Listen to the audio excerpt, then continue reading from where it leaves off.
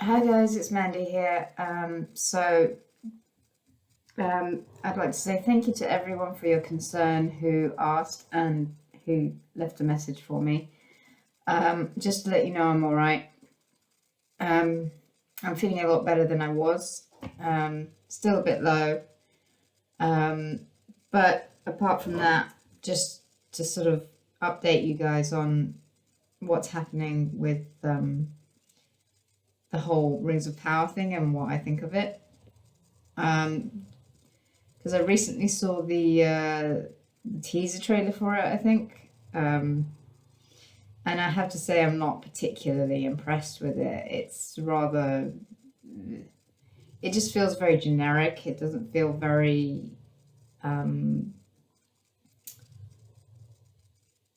unique, should I say. It doesn't feel very unique. I mean,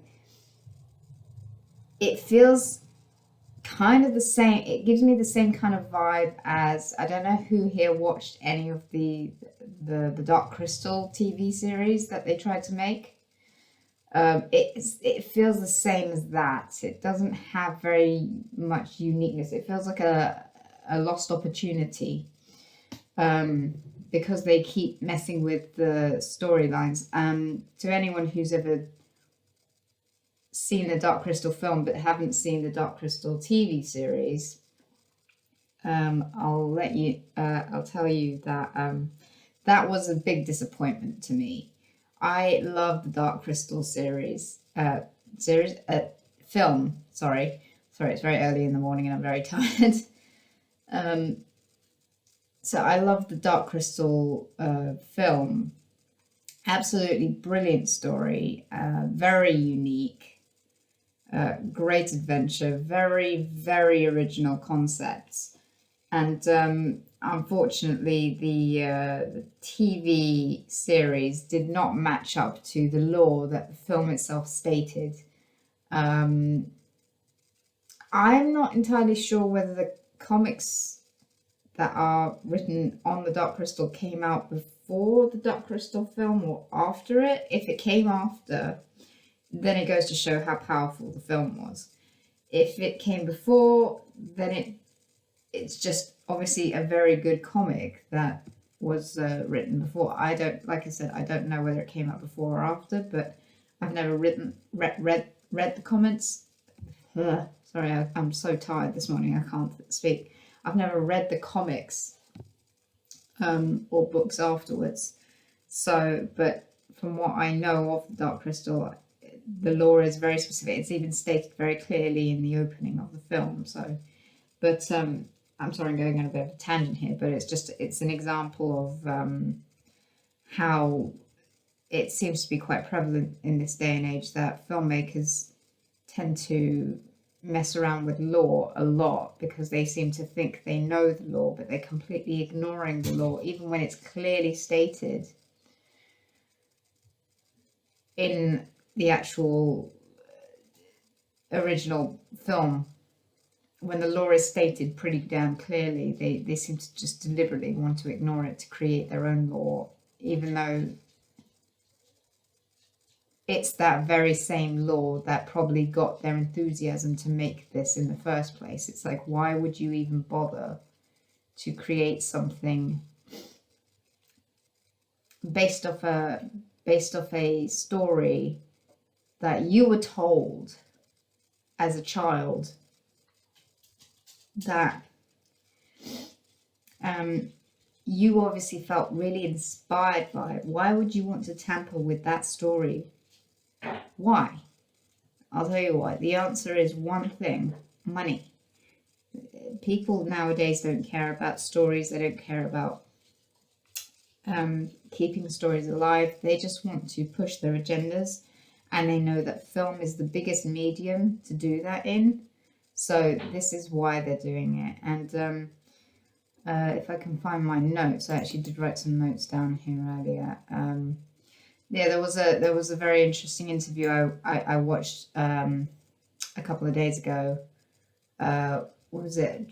An interview between Trigonometry with Critical Drinker, where he was talking about the politics in Hollywood and how Hollywood has changed so much and how basically it's become this, it has become a mouthpiece for all these agenda writers, because of the fact that these writers are very young to start with. They're very young, and secondly, the environments that they've come from has been very politically driven. You know, the colleges that they've gone to have, in this day and age, have basically been corrupted, if you will, by political agendas, Black Lives Matters movements, and gay rights and all that nonsense. It's all been completely infiltrated into the education system. So these people aren't learning how to write good stories. They're just learning how to infiltrate a system of storytelling in order to push their narrative agendas. And they're being given these opportunities through other people's work. And obviously, you know, J.R. Tolkien's stuff, it's, you know, as long as they can pay enough money to the estate will let them do whatever the fuck they want, because the estate doesn't really give a shit. That's the sad thing about it. It's really goes to show how little the estate itself really gives a shit, because if the estate really gave a shit, they would make sure that they would have the rights to begin with. They would ensure that they weren't going to insert political agendas. They weren't going to use it to push BLM movements. They weren't going to try and push sexist movements against men in order to push women are so powerful plot lines. They would ensure that J.R.R. Tolkien's vision was kept true to what he wanted, and they wouldn't mess with the law just for the sake of pushing their own agendas. This is the thing. It's very tragic to think that that's where the estate itself has ended up. The estate. I'm not blaming Amazon, because frankly everyone's entitled to tell the story that they want to tell, but I'm blaming the estate for not putting their foot down and holding Amazon to task for and keeping true to the original material. They should know how powerful J.R.R. Tolkien's work is and how important it was to him to stay true to his original writing, and his lore and everything he spent his life working on should be important enough to them, because they should know this. They should know how important it is to keep his work true and honest. And the fact that they could sell themselves out and his work out and everything he believed in, they sold him out for a quick buck, is just heartbreaking. And I think it's one of the biggest betrayals an estate could ever do to a writer. And I think we need to hold them accountable to this. And I like I said in my previous video, I don't know how you hold people accountable like that, but the problem is we live in a day and age where money seems to rule everything, and the more people believe that the more money you have, the more power you have. But the thing is, it's like money is, I'm not going to go down a whole rant about money, but because that's a completely different topic for another time. But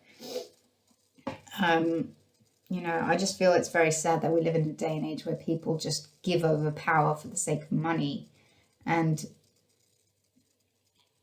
we the normal little folk, we are, I'm sorry to be insulting to everyone, but we are very gullible in that sense. You know, we just happily hand over power to people just because they have more money than us. It's like, that doesn't make you more powerful than me. You know, if I kick you, you're still going to get it. You're still going to jump up and down in pain, you know. If I cut you, you're still going to bleed. If you die, you're still going to die, you know. If you get hit by a car, you're still going to die, you know. None of your money is going to save you from death. You know, we're all going to die someday. We're all going to end up 6 feet in the ground. And the fact that we're all sitting here gullibly going, money, money, money, money, money is the most important thing in my life. I must get as much money as it possibly is. That money shouldn't matter so much that you bow down to it. You use money. Money should never use you. You know, money is just a tool, the same way a hammer is a tool. You use a hammer to hammer a nail into a wall, but you don't spend your life worrying about not using the hammer because you're scared that it'll wear the hammer out. You don't do that when you get a hammer, do you? You just go, I need to stick a nail in the wall. I'm going to use a hammer and whack it in the wall with this hammer. You don't spend your time going, oh my God, I don't want to use the hammer because I might wear it out. No, you don't do that. It's like, that's the same thing. We need to stop worrying about wasting money. It's like, money is a tool. If you need something, yes, I know you need to use it carefully. Like, you don't go around smashing everything with a hammer, do you? You use it specifically for a specific reason in order to benefit your life. To, I don't know, maybe put a nail in the wall in order to put up a picture, in order to make your home more cozy or something, or you use it to hammer a nail and put pieces of wood together to build something. That's basically what you use a hammer for. Money is no different. You use it specifically for a reason to better your life. And yes, there are people who waste their money spending it left, right, and center, which is basically what I think the Amazon buying the rights to Tolkien is. It's basically them with too much money. They don't know what the fuck to do with it, and they're going, let's just buy up the rights for J.R.R. Tolkien. Well, we've already started making this thing anyway. We might as well buy the rights for it. Oh, wait, they're asking for a ridiculous amount of money. So, well, we've got the money, so let's just pay it, and that way we can carry on doing whatever the fuck we're doing. Yeah, so I'm just very disappointed. So, like I said, I saw the trailer and I felt it was very generic, unimaginative. It looks very nice. I give it that. It looks very fancy, but it still feels very. The problem is it's digital. It's not film. You know, there's a huge problem with trying to make fantasy in digital. It feels very flat. It feels very sterile is the word I would use. It feels very, very sterile. It doesn't feel real. And yeah, I know the Lord of the Rings was.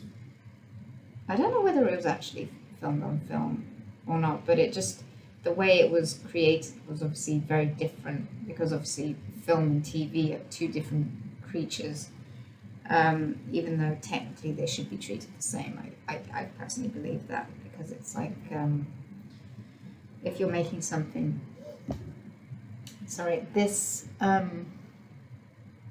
this epic, as it were, then you should be wanting to make something as good as possible. And I think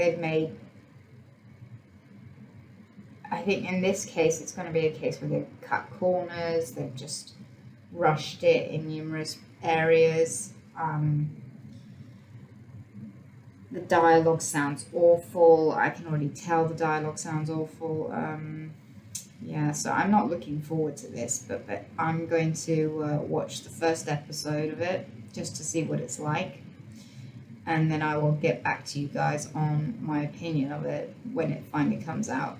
But up until then, that's my opinion of what I've seen of it. And if what I've heard about who these characters are, I'm not going to be impressed at all. So I'll see you guys in the next video.